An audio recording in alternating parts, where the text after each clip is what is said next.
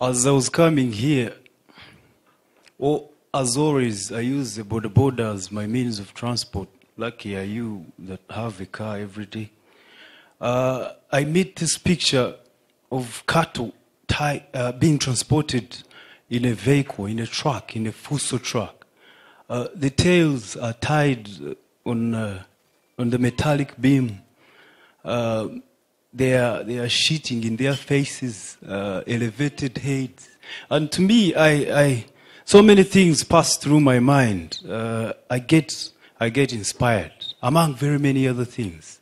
I get inspired. I see a picture I can create to probably express what the cattle might be thinking.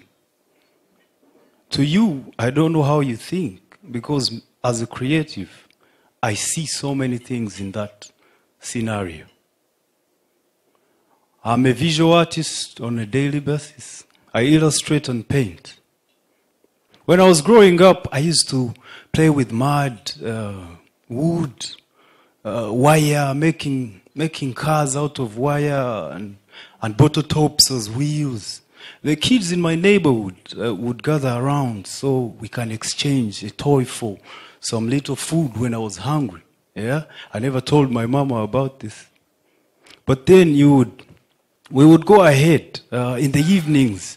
We get to sing about what we want to be in the future. You had kids singing about, I want to be an engineer. I want to be a doctor.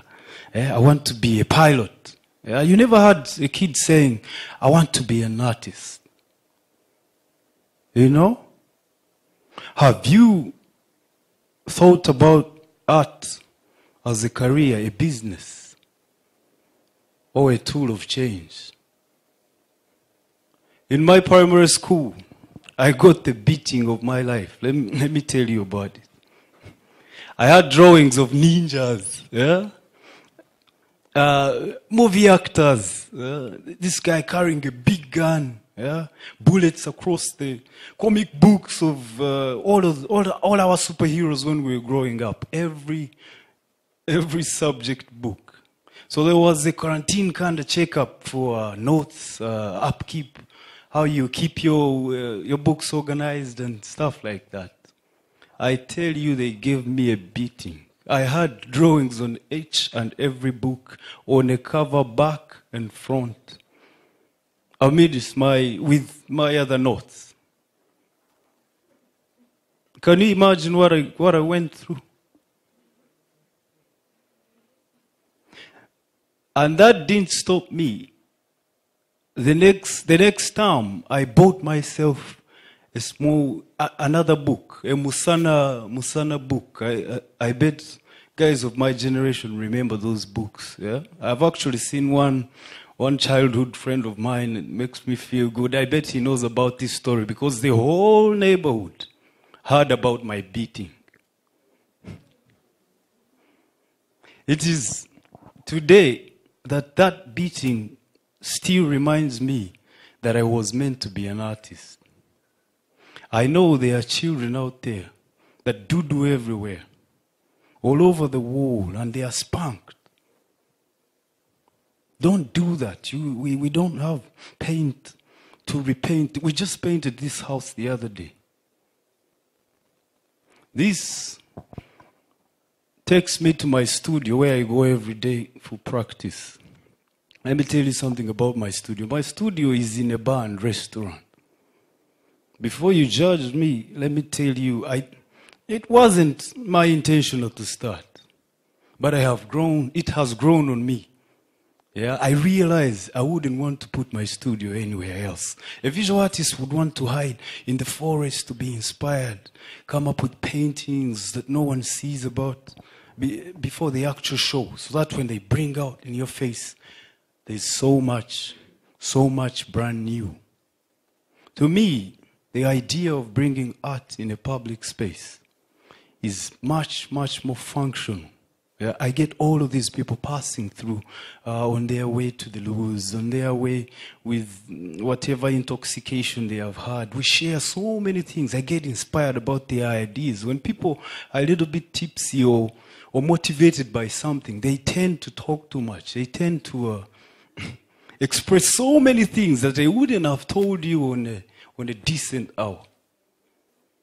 So to me, that studio calls me every other day. I feel I want to go back to a public space like that.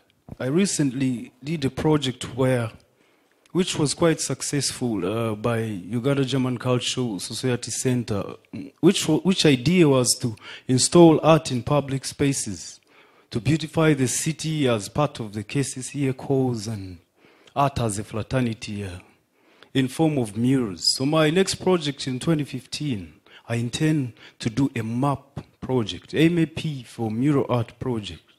With the team of African Arts Collective, we intend to install art in public spaces of bigger formats. Art that carries the message that the common man has wanted to say for too long. Their inner feelings. It's this project that I have waited to do. It reminds me of all of that beating. It takes me back to my books when I was so little, drawing this and that, trying to communicate a message, yeah, that was intended for the rest of the world, yeah, as part of what I want to say and what probably somebody else would have said or has wanted to say for a very long time. With my education, I have been called upon to do a lot of work with so many people, and as a consultant, as an employee.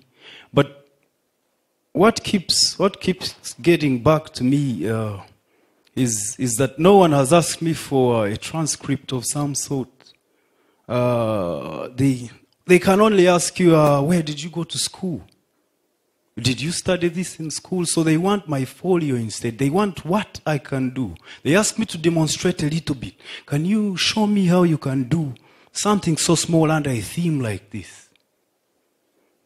To me, that always takes me back to a child who has doodled everywhere, who has played with mud to create all these forms and toys and cars, and I see them everywhere.